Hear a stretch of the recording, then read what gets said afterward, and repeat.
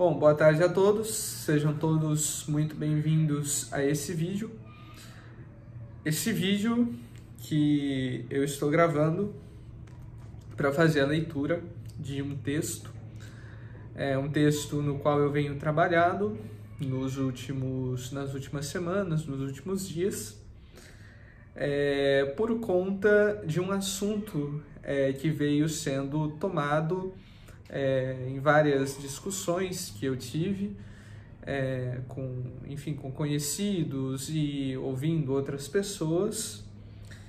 E esse assunto se trata dos meios de salvação, do ponto de vista católico, da doutrina católica, a respeito de quais são os meios de salvação, principalmente no que diz respeito à existência de outras crenças, à existência de outras tradições religiosas e até mesmo de outras culturas. Então, com esse texto eu procurei destrinchar um pouco quais são os argumentos, tanto do lado dos tradicionalistas, como também do lado dos modernistas, no que diz respeito a essa ideia de meios de salvação. Afinal, existe salvação fora da Igreja Católica ou não existe? Apenas aqueles que fazem parte da Igreja Católica visivelmente por meio do batismo, por meio dos sacramentos, somente esses é que podem se salvar? Bom, ficam as perguntas, que eu me propus, então, a responder nesse texto, cujo título eu coloquei como sendo Os Equívocos acerca da Semente do Verbo.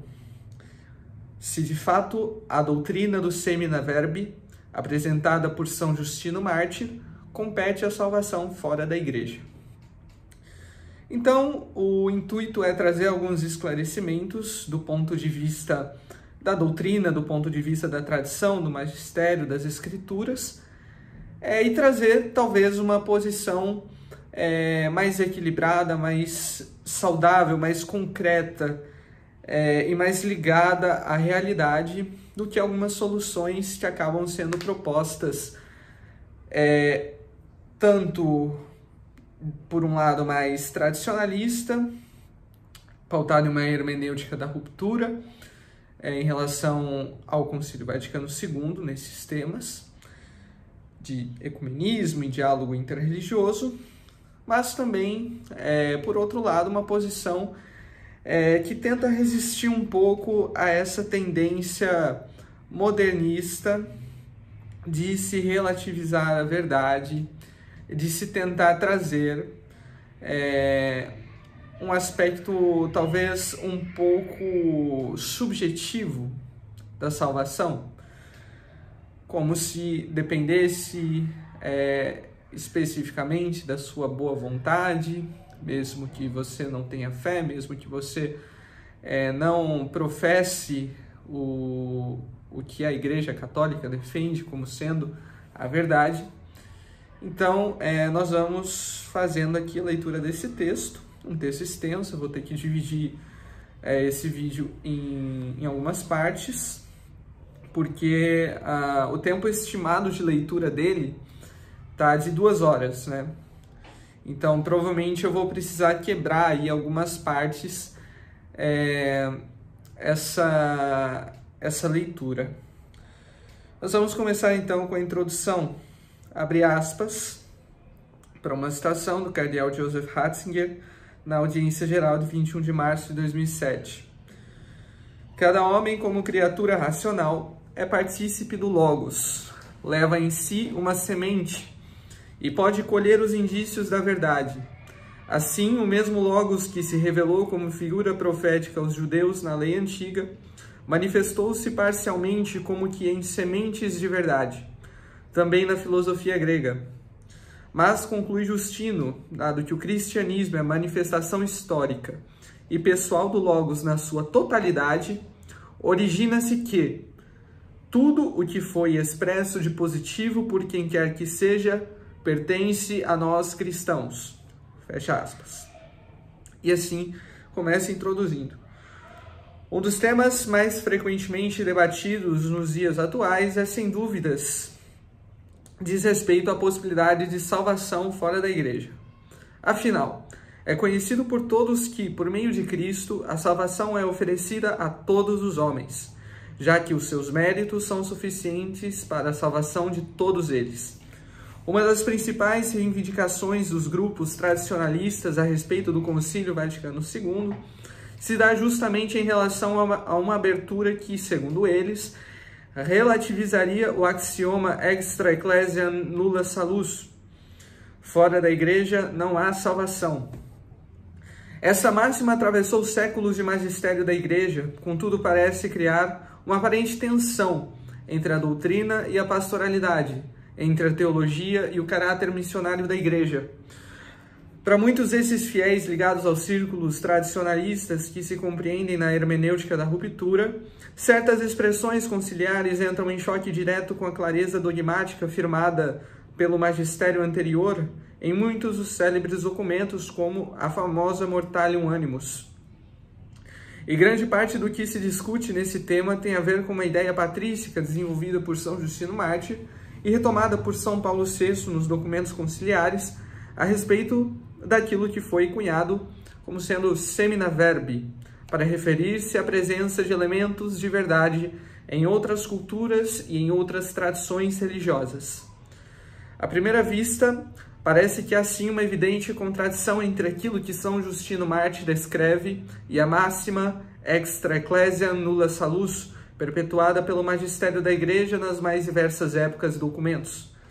No entanto, proponho-me a uma análise mais aprofundada que busque compreender, para além do aparente, o verdadeiro sentido que se atribui a cada coisa, a fim de distinguirmos ambiguidades e desfazermos supostas más compreensões a respeito tanto do conceito de semina verbi, quanto da declaração de que a salvação compete apenas à Igreja.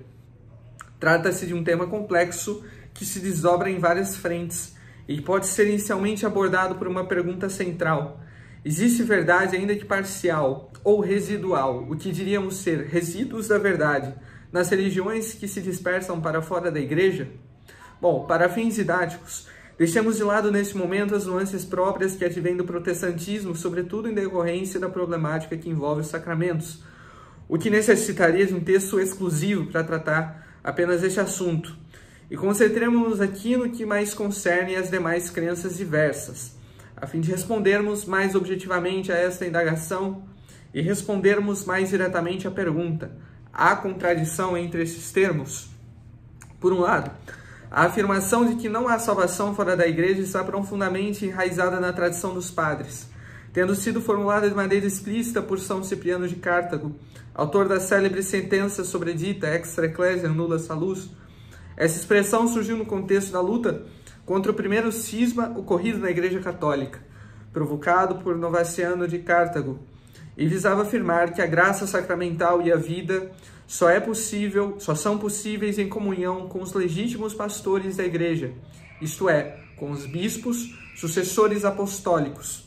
Para Cipriano, estar fora da Igreja é estar fora do corpo de Cristo, portanto, fora da salvação.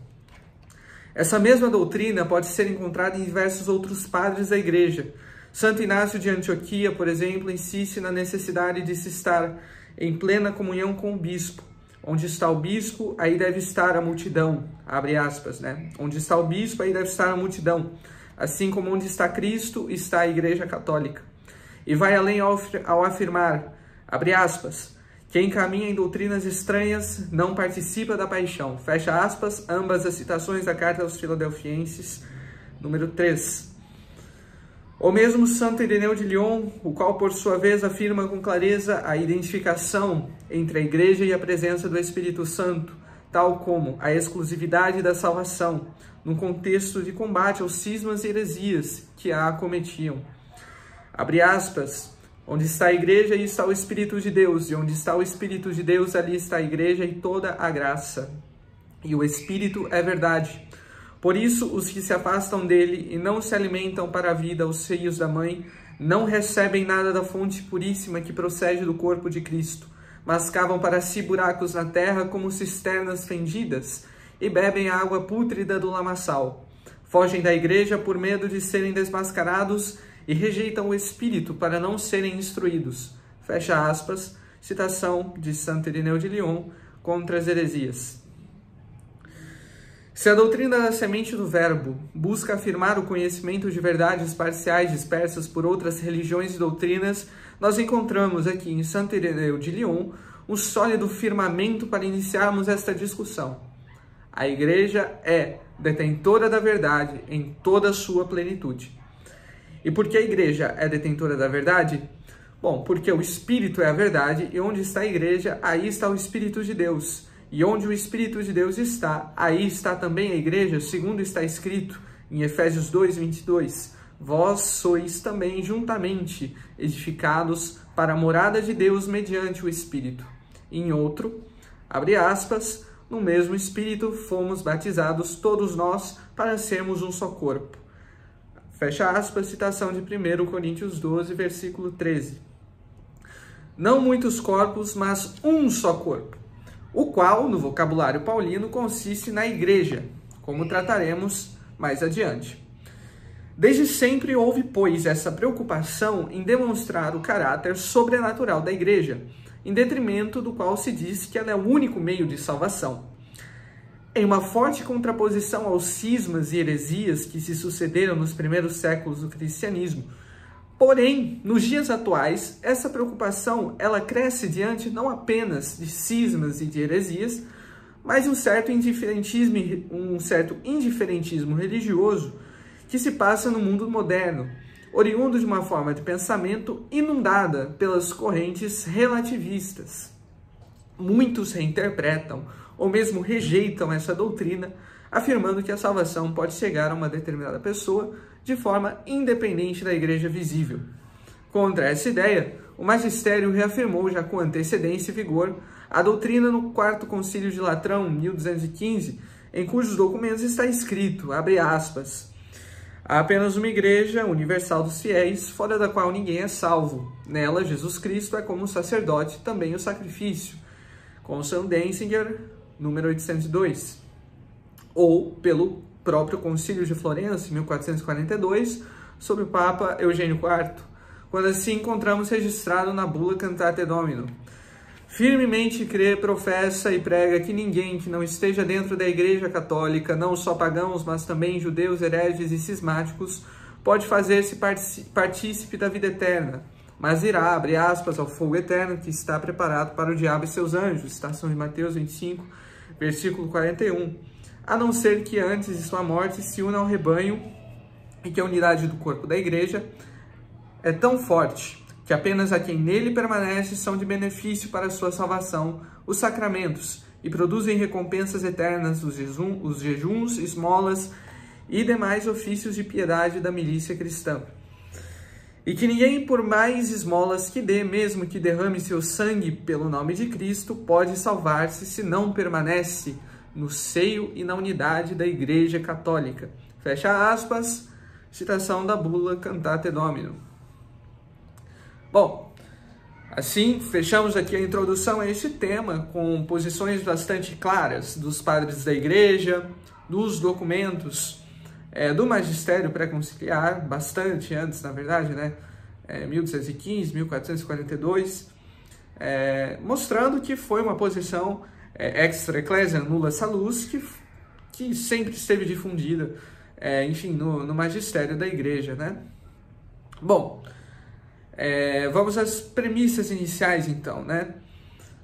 A priori, para compreendermos melhor o que afirma o documento, assim como o que sempre ensinou a tradição, é necessário esclarecer o que se entende por igreja nessa concepção. Não se trata, pois, de uma mera instituição, como se fosse uma organização social entre tantas outras. A igreja é, por sua natureza, um mistério que participa simultaneamente da realidade divina e humana. Para ilustrar essa realidade, recorro a uma das mais belas afirmações do apóstolo no primeiro capítulo da carta aos Efésios, abre aspas, pôs debaixo dos seus pés, isto é, de Cristo, todas as coisas, e constituiu o cabeça de toda a igreja, que é o seu corpo, e o complemento daquele que se completa em nós. Fecha aspas, citação de Efésios 1, versículos 22 ao 23. Certamente temos aqui, da parte do apóstolo, uma forte declaração do caráter cristológico da igreja. Ela é o corpo de Cristo, do qual ele é a cabeça. O corpo não está completo sem a cabeça e tampouco a cabeça sem o corpo. Por isso a igreja constitui-se como continuidade da encarnação de Cristo na história. Uma presença não simbólica, mas real, mística e sobrenatural. E sacramental, sendo o complemento daquele que se completa em todos, a própria citação da carta aos Efésios. Segundo o apóstolo, cada cristão, ao ser incorporado à igreja, torna-se membro do corpo de Cristo, e esta união é verdadeira, não metafórica. Com a vinda do Espírito Santo em Pentecostes, manifesta-se plenamente este mistério. A igreja nasce como união viva entre Cristo e os fiéis, mediada pelo Espírito, que é o penhor da glória eterna. Ora, mas esta igreja poderia ser simplesmente invisível, totalmente intangível, formada pela adesão daqueles que simplesmente acreditam no Cristo, ou ainda mais, pela adesão daqueles que agem como Cristo, mesmo que não o conheçam. Bom, note, porém, que Deus não operou a redenção por meio de ideias abstratas ou de conceitos intangíveis. Como declara São João no prólogo do Evangelho, o Verbo se fez carne, João 1,14. E quando se fez carne, contemplamos o mistério da união hipostática, pela qual o Filho de Deus uniu-se verdadeiramente à natureza humana para redimi-la, a partir de dentro, por suas palavras, seus gestos, pela carne e pelo sangue, por sofrimento e morte, real na cruz. Esse agir visível e corporal de Deus não foi acidental, mas sim substancial, ao modo como ele comunica a salvação para toda a humanidade. Aqueles que ousaram questionar o fato de que havia ali naquele madeiro um homem verdadeiro, de carne e osso em sua completude, sofrendo verdadeiramente, foram declarados hereges ao longo de toda a história do cristianismo. Essa lógica do visível não desaparece com a ascensão de Cristo, pelo contrário, Cristo ascende de corpo e de alma. Toda a revelação divina no Filho nos dá a concluir que, sendo o Filho aquele que nos comunica a graça divina, Deus age definitivamente por sinais visíveis a fim de comunicar a sua graça invisível. Deste modo é que a humanidade participa da sua morte e ressurreição, morrendo para o pecado e ressuscitando para a vida eterna. Durante o seu ministério, Cristo chamou, formou e enviou os 12 a quem conferia autoridade real, como está registrado no Evangelho de São Mateus, no capítulo 10, versículo 1 e depois versículo 8. Tendo convocado os seus 12 discípulos, deu-lhes nosso Senhor poder de expulsar os espíritos imundos e de curar todas as doenças e todas as enfermidades. Já estando prestes a ser entregue à morte, instituiu-os de novo como continuadores da sua missão, agora com uma abrangência maior que perpassa as nações, dizendo, abre aspas, Jesus, aproximando-se, falou-lhes assim, foi-me dado todo o poder no céu e na terra, e depois ensinai todas as gentes, batizando-as em nome do Pai, do Filho e do Espírito Santo, ensinando-as a observar todas as coisas que vos mandei. Eu estarei convosco todos os dias até o fim do mundo.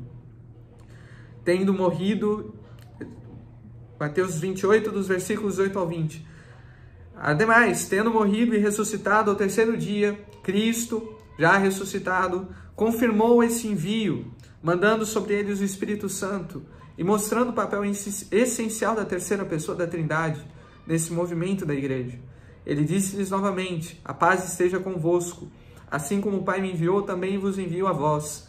Tendo proferido essas palavras, soprou sobre eles e disse-lhes, recebei o Espírito Santo. Aquele a quem perdoardes os pecados, ser-lhes-ão perdoados. Aqueles a quem o retiverdes, ser-lhes-ão retidos.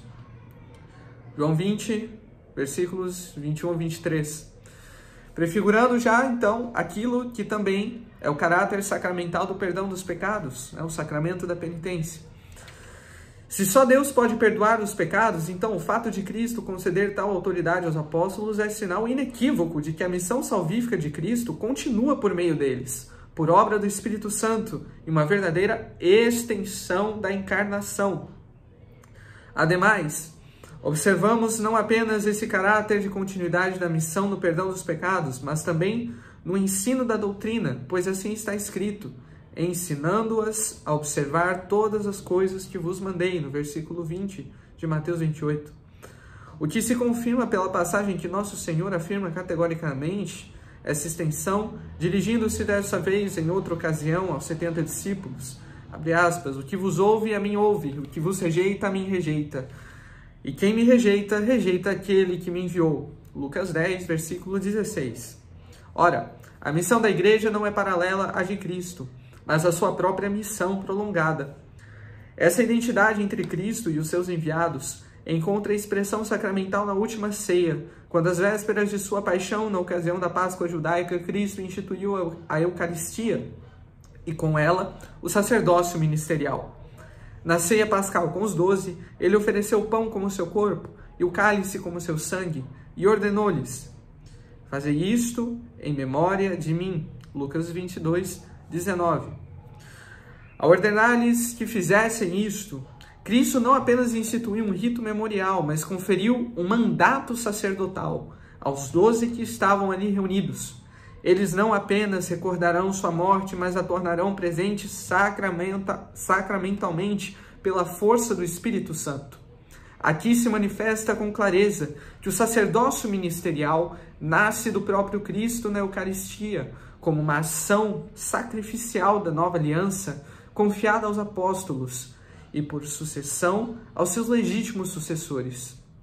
Tal como escreve Santo Ambrósio de Milão a respeito da Eucaristia, abre aspas, tudo isso não faz com que entendas o que a palavra celeste realiza? Se a palavra celeste age na forma terrena, se age em outras coisas, não agirá nos sacramentos celestes? Aprendestes, portanto, que o pão se transforma em corpo de Cristo e que é o vinho que a água se derrama no cálice, mas que pela consagração celeste se transforma em sangue.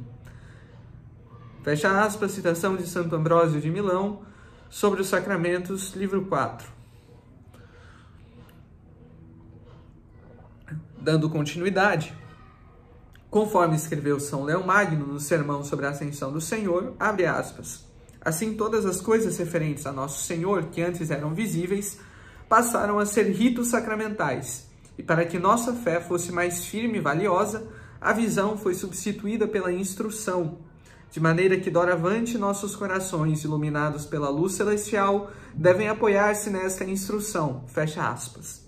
Porque é no sacrifício da cruz em que o lado de Cristo é aberto, jorrando dali sangue e água, a prefiguração justamente desses sacramentos que operam os sinais visíveis da graça invisível, que é derramada no próprio sacrifício da cruz.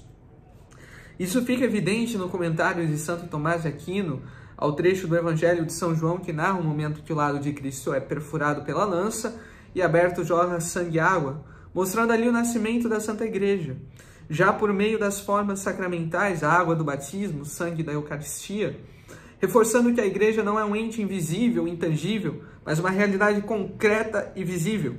Em outras palavras, uma realidade sacramental, pois Cristo não é uma mera ideia ou um espírito, e sim um homem de carne e osso, o Verbo verdadeiramente encarnado. Abre aspas. E assim essas duas realidades se associam especialmente a dois sacramentos, a água ao sacramento do batismo e o sangue à Eucaristia.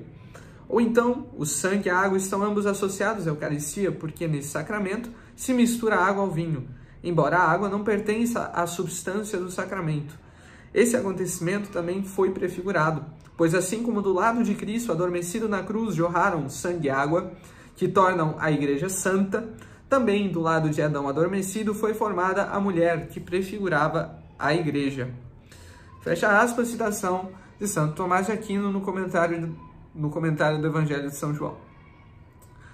A julgar que esse mesmo sacrifício da cruz nos conquistou a graça santificante pela qual somos justificados diante de Deus, pela expiação de nossos pecados e pela propiciação por nossos pecados, é necessário, pois, que essa graça seja aplicada aos homens ao longo da história. Ora, essa aplicação não se dá de modo etéreo ou automático, muito menos, como ousam muitos sugerir, especialmente no meio protestante. E isso porque Deus escolheu agir segundo a lógica do visível, a lógica visível da encarnação, ou seja, operando por meios visíveis e proporcionados à natureza humana, que é racional e dotada da liberdade que lhe é própria. A redenção foi conquistada de modo pleno e universal, inquestionavelmente, Entretanto, não age automaticamente em cada pessoa, em cada época, sem uma mediação concreta. O caminho dos sacramentos é o caminho pedagógico e profundamente humano, instituído por Nosso Senhor, uma vez que requer o livre acolhimento e uma disposição interior adequada. Muitos podem questionar se isso não anula a validade do sacrifício de Cristo, mas muito pelo contrário. O doutor Angélico afirma que os sacramentos da Igreja tiram exatamente a sua virtude da paixão de Cristo, tomando-se por verdade que sem ela não haveria salvação. Abre aspas. Ora, é manifesto pelo que foi dito antes que Cristo livrou-nos dos nossos pecados, sobretudo pela sua paixão, não só suficiente meritoriamente, mas também satisfatoriamente.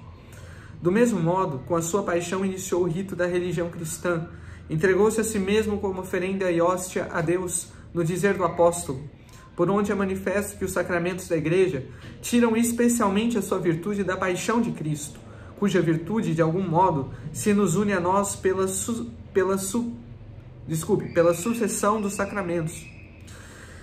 Para sinal do que, do lado de Cristo, pendente da cruz, correu água e sangue, simbolizando aquela, o batismo, e a este, a Eucaristia, os mais principais dos sacramentos. Novamente, Santo Agostinho, dessa vez a Suma Teológica, terceira parte, questão 62, artigo 5º, falando do sangue e da água como essas prefigurações. Santo Tomás de Aquino continua reafirmando o sobredito. Na mesma questão e artigo, ele diz, abre aspas, pela fé Cristo habita em nós, como diz o apóstolo, e assim a virtude de Cristo se nos aplica pela fé. Mas a virtude remissiva dos pecados, de certo modo especial, pertence à paixão de Cristo. Por isso, pela fé na sua paixão, os homens são especialmente libertados dos pecados, segundo aquilo dos apóstolos, ao qual propôs Deus para ser vítima de propiciação pela fé no seu sangue, por onde a virtude dos sacramentos, ordenada a delir os pecados, emana principalmente da fé na paixão de Cristo. Muitos hão de questionar também por que não basta um único ato de recepção dos sacramentos para que a alma receba a graça santificante e tenha a sua salvação assegurada por toda a sua vida, e por que é necessário frequentar constantemente os sacramentos para este fim. Com efeito, o início da salvação exige sim, sempre um primeiro ato da liberdade humana, em cooperação com a graça, mas não se esgota neste ato. A salvação é um processo contínuo de cooperação da liberdade com a graça santificante, processo pelo qual a justificação realiza-se. Considerando, todavia, que a vontade humana ela pode inevitavelmente afastar-se do bem por seu próprio caráter de liberdade, ela precisa continuamente da graça para perseverar no bem. Por isso é que a graça não é oferecida uma única vez, senão muitas vezes no sacramento, a fim de que o homem, sujeito às quedas e fraquezas, renove a cooperação da sua liberdade com a graça de Deus, que Cristo conquistou pelos méritos do seu sacrifício, aplicando-os para toda a humanidade. Se a cruz é o acontecimento da redenção por excelência, a Igreja é o meio pelo qual os frutos da cruz são comunicados aos homens. Ela é o corpo de Cristo, o prolongamento da sua encarnação, não apenas um memorial da sua obra, ou uma guardiã dos seus ensinamentos, mas ela é o próprio corpo místico, vivo e operante, no qual os mistérios de Cristo são sacramentalmente atualizados e encarnados na vida dos fiéis. Cada sacramento é uma atuação real da graça de Cristo. O batismo nos faz morrer com Ele e ressuscitar para uma vida nova. Romanos 6, do 3 ao 4. A Eucaristia nos une ao seu corpo oferecido e sangue derramado, renovando em nós o seu sacrifício. A confissão restaura a graça diante dos nossos pecados. O crisma confirma e fortalece com o Espírito Santo. A ordem configura ministros para agir em persona Christi. O matrimônio santifica a união conjugal, a comunhão de Cristo com a Igreja. E a unção dos enfermos associa o sofrimento à paixão redentora. É a própria realidade invisível debaixo da realidade visível, fundada sobre a autoridade dos apóstolos e perpetuada pela sucessão apostólica. Assim, o tempo da Igreja é o tempo do próprio Cristo, onde os seus mistérios não estão no passado, mas acompanham o presente de modo que os caminhos de Cristo são trilhados pela sua esposa, em cada alma que crê e coopera com a graça, os nossos santos. A encarnação, paixão, morte, ressurreição, ascensão e o dom do Espírito Santo não são meras lembranças passadas, são realidades presentes e operantes, pelas quais a Igreja conduz seus filhos até a consumação escatológica da salvação. Isso, pois, além de sua dimensão cristológica e eclesiológica, e também pneumatológica, a Igreja possui uma dimensão escatológica. Ela caminha como peregrina nesse mundo, mas orientada para Jerusalém celeste, conduzida e vivificada pelo Espírito Santo, que é o penhor da promessa, em razão de ser a pessoa da Trindade a quem se atribui a missão da santificação. A Igreja é ao mesmo tempo esta promessa e a antecipação do reino definitivo. O sacramento universal da salvação, como está escrito no documento conciliar a Lumen Gentium. De modo algum a Igreja contradiz com a afirmação de Cristo como único Salvador, mas apenas o afirma, já que é um meio instituído por Ele próprio para aplicar, perpetuar e comunicar a sua graça. Continuando, a afirmação de que fora da Igreja não há salvação, ela é, frente a isso, uma afirmação de que o ser humano não é capaz de se salvar por si mesmo, em razão do pecado original. A revelação de Deus na história foi suficiente para mostrar que não é o homem que vai até Deus, mas é Deus que vem em socorro da fraqueza humana, por meio da união hipostática em Cristo. Nele estão unidas as duas naturezas, a natureza divina e a natureza humana, sem confusão, sem mudança, sem divisão e sem separação. Unir-se, portanto, a Deus é estar incorporado a Cristo, verdadeiramente em seu corpo, não de forma simbólica ou metafórica, mas mística. Não por uma capacidade natural e própria ao ser humano de se unir a Ele, mas por uma intervenção da graça divina. A respeito disso, comenta o Dr. Angélico, abre aspas, a razão natural não é o princípio suficiente da saúde espiritual, que a graça santificante confere ao homem, mas tal princípio é a graça, de que o pecado o priva. Por isso não pode ele restaurar-se a si mesmo, mas precisa-lhe seja de novo infundida a graça, como se de novo a alma fosse infundida num corpo pela ressurreição dele. A natureza íntegra pode restaurar-se por si mesma no que lhe é conveniente e proporcionado, mas no que lhe excede a capacidade não pode, senão por auxílio externo.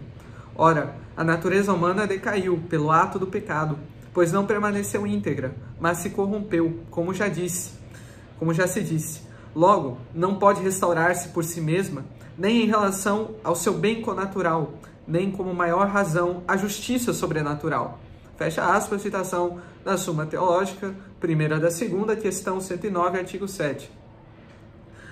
A afirmação extra ecclesia nulla salus é, antes de tudo, uma afirmação de que a salvação se dá na ordem da graça, cuja fonte é exclusivamente o sacrifício de Cristo, e não na ordem dos esforços próprios da parte do ser humano, ou de uma certa disposição natural ao transcendente ou ao divino, ou a certa benevolência natural. Por isso, quem se salva, salva-se por Cristo, isto é, por seus méritos e, portanto, pela Igreja. Mesmo que de modo misterioso e invisível em certos casos, mas isso não relativiza a necessidade da Igreja. Antes, a confirma como única esposa do Cordeiro, sinal da graça e da verdade. Ora, sabe-se que onde há o pecado, não há justiça e não há caridade. Mas pode o homem não pecar sem a graça? E pode a graça ser dispensada de outro modo, que não pela Igreja fundada por Cristo para esse fim? Primeiramente, a primeira pergunta, não. O homem não pode deixar de pecar se não houver o auxílio da graça. E sua justificação não pode ser conquistada por intermédio desse mesmo influxo. Resta-nos definir se a graça pode ser dispensada de outro modo que não pela Igreja fundada por Cristo, para que se chegue a esse fim, que se baseia na justificação e no merecimento da glória eterna, que por vez se dá em ordem à filiação adotiva pela graça.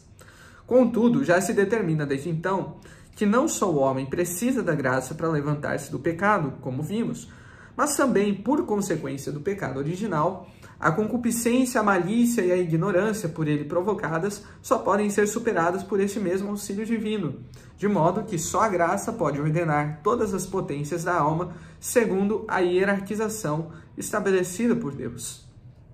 Abre aspas. Semelhantemente, antes de a razão humana, onde se radica o pecado mortal, ter sido reparada pela graça santificante, podia o homem evitar todo o pecado mortal num determinado tempo, pois não havia por força de pecar atual e continuamente.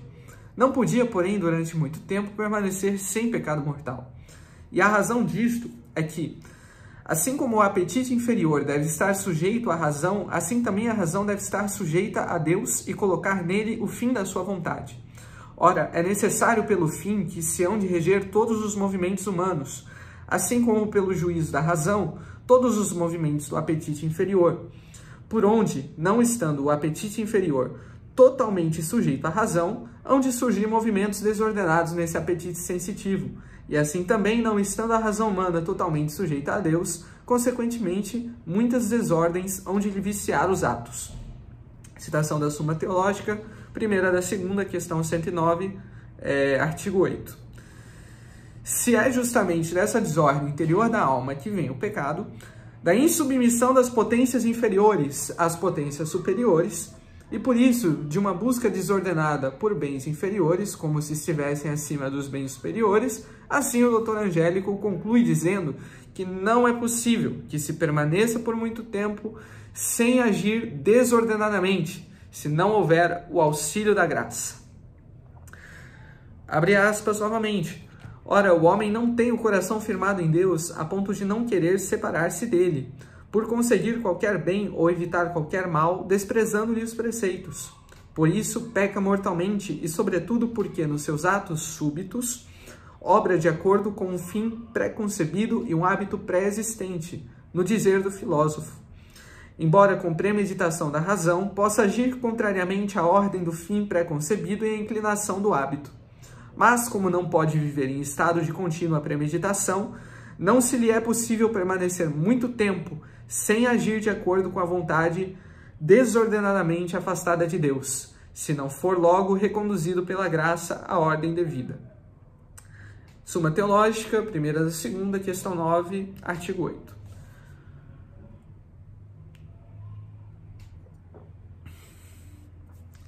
Mas, quanto à graça habitual, também chamada de graça santificante, pela qual o homem é justificado e a qual não pode coexistir com o pecado, esse não é um mero auxílio passageiro, mas uma qualidade entitativa que eleva as potências naturais da alma.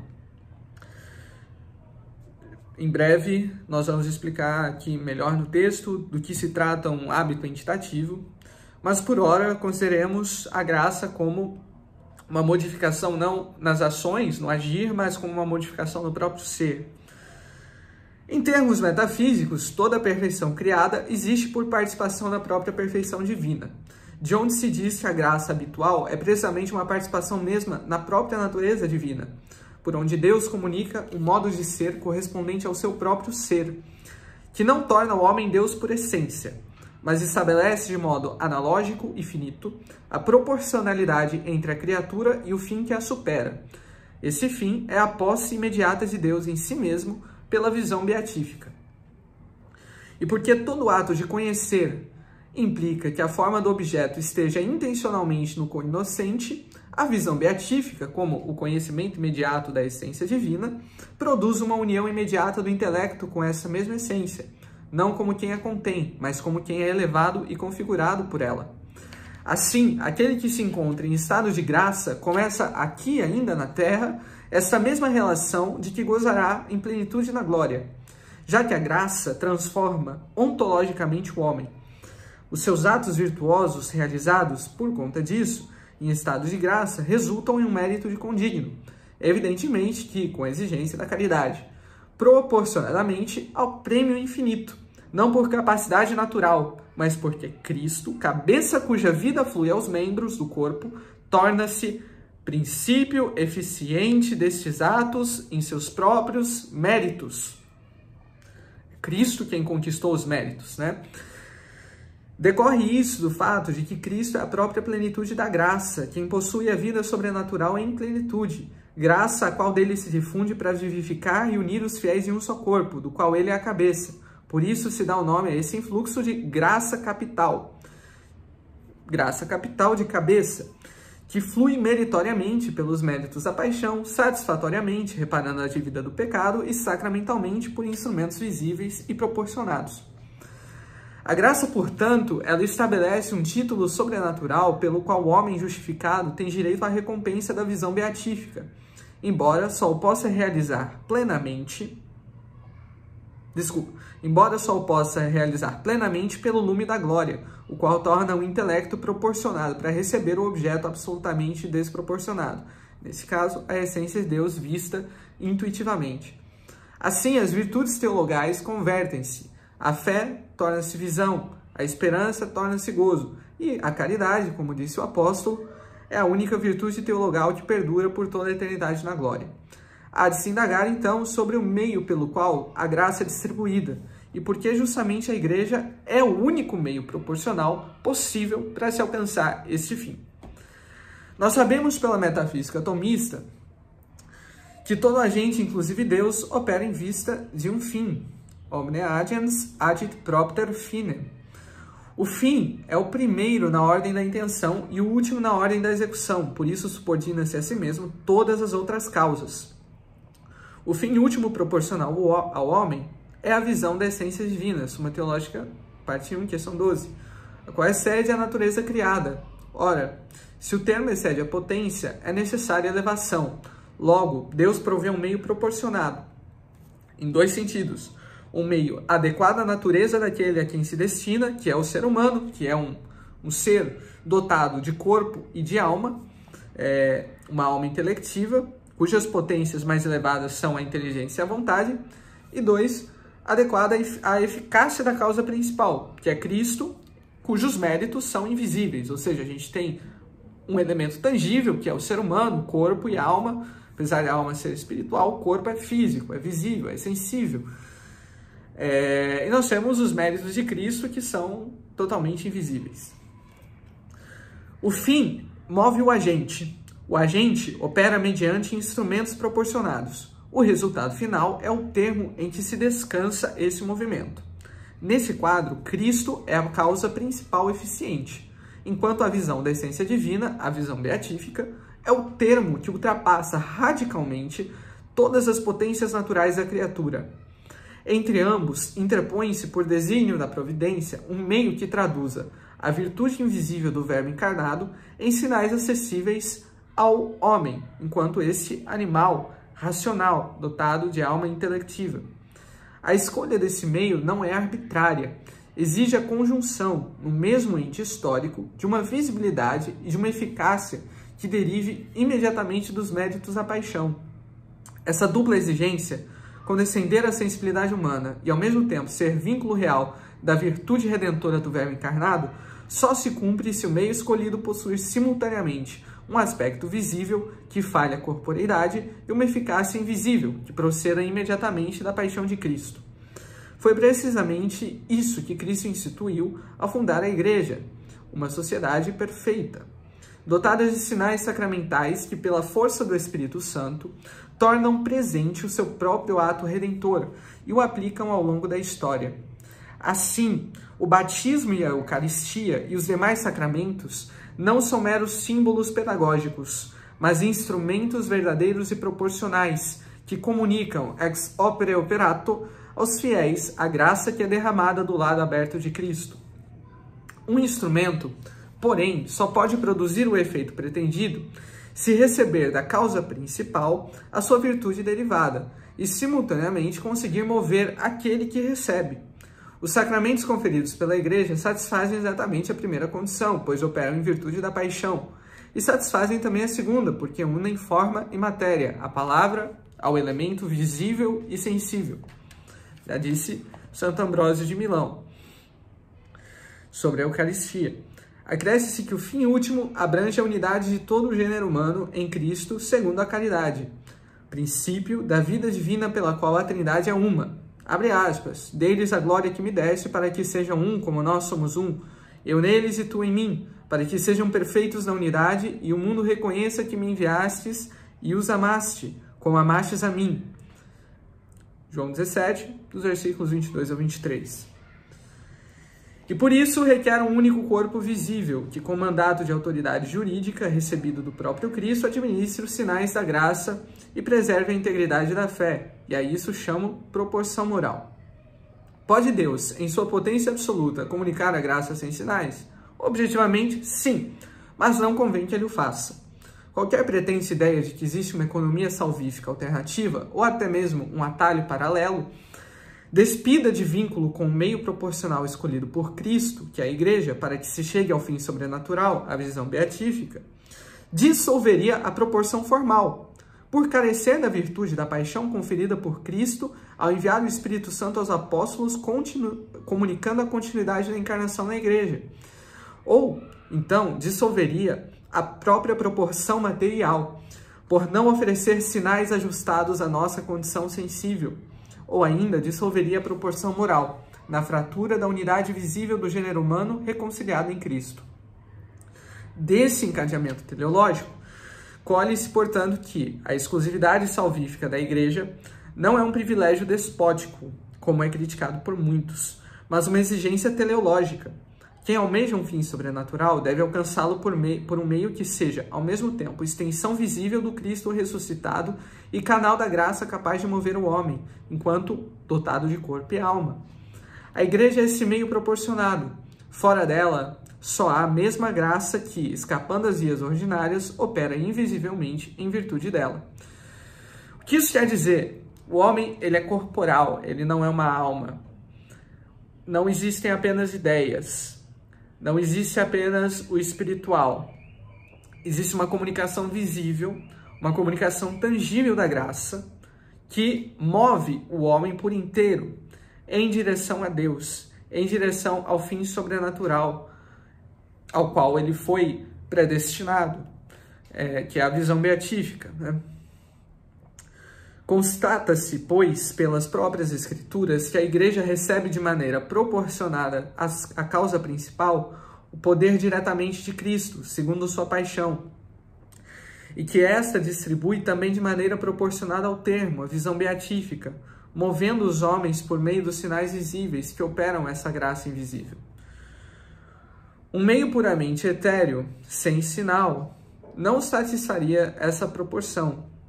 E por acréscimo, a unidade do gênero humano requer uma só sociedade, a sociedade perfeita. Portanto, dois ou mais canais possíveis destruiriam a unidade do fim, o que não satisfaz a proporção moral.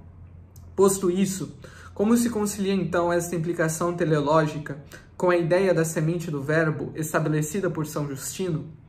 Este é o caminho que será trilhado a partir de então, a fim de que melhor respondamos à aparente contradição envolvendo a própria patrística e o magistério da Igreja. Bom, fechamos essa primeira parte. Na próxima parte do texto, nós vamos começar a entrar de fato na questão do semina verbi, das sementes do verbo, na concepção de São Justino Mártir, e vamos começar a sequência de respostas a certas objeções. O objetivo dessa primeira parte foi estabelecer as bases, os fundamentos, mostrar aquilo que a Igreja sempre entendeu, enfim, mostrar aquilo que sempre foi entendido como sendo a compreensão do magistério sobre esse axioma extra ecclesia nulla salus, né? E trazer também um panorama eclesiológico, né? Para a gente desfazer um pouco essa concepção da Igreja enquanto uma instituição meramente humana, o que não é verdade.